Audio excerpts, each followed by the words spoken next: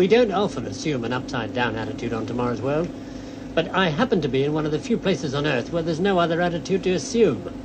I'm in the Apollo space capsule at a space research center in California, and it's from California that tonight's program comes. John Parry.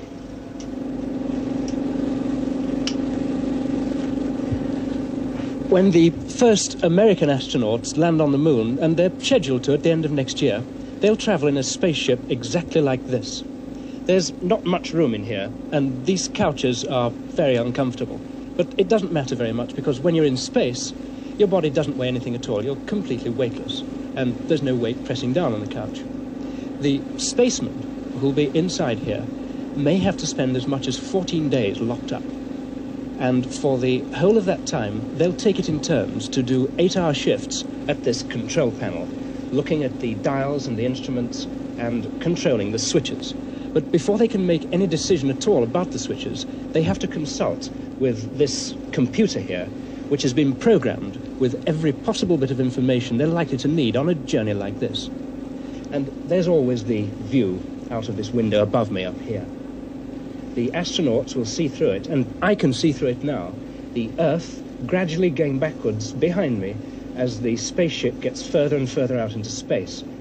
In fact, short of actually making this journey into space, this is as near to the real experience as anyone on Earth will ever have. You have the wrong FDA. I selected one that you select FDA. Everything that happens in the capsule during a simulated flight is watched over in this main control room, and another one at the Space Administration headquarters in Houston, Texas, 1,500 miles away. It's all recorded for study afterwards by both control room staffs as well as astronauts who are trying out the equipment. Short of reproducing the actual physical and psychological stresses of spaceflight, they've tried to bring realism to everything else here. Views of the Earth from this globe 6 feet in diameter, taken through a special television camera. It has a series of prisms built into its optical system and servo motors to rotate them. Every minute movement of the spacecraft is reflected here, and as the prisms turn and roll, the astronaut gets a vivid impression of the Earth hundreds of miles below him. Spain and the North African coastline. It took 6 artists 6 months to paint on all the detail by hand, working mostly from satellite photographs. Some of the areas on this map are accurate to half a mile. The astronaut sees it through the picture window above him, over the Red Sea and the Sinai Peninsula. This is exactly what you see if you pass at orbital speed over the Middle East.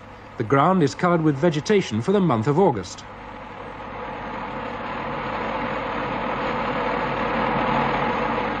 Another television camera produces realistic pictures of the stars in the sky. They roll gently past Apollo's window as the craft spins in deep space.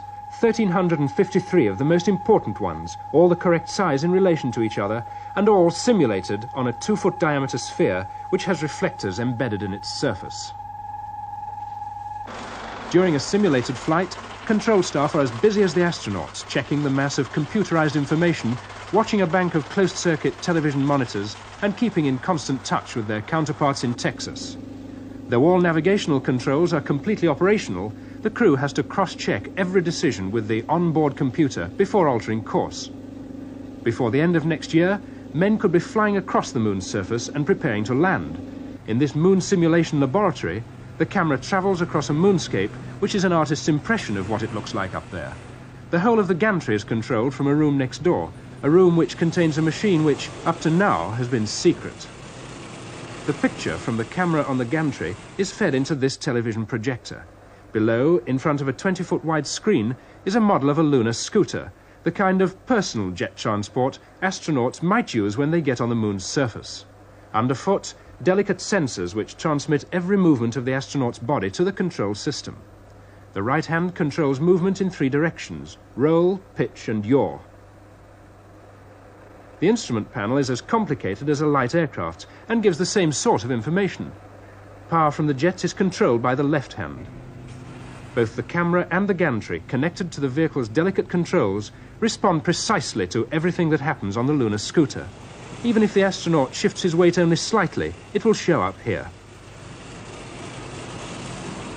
In the vehicle, the effect is so realistic that trained astronauts have been known to feel dizzy and fall over when the picture has made them think they were out of control. Perfect balance and good coordination are vital, if you want to survive your first scooter ride on the surface of the moon.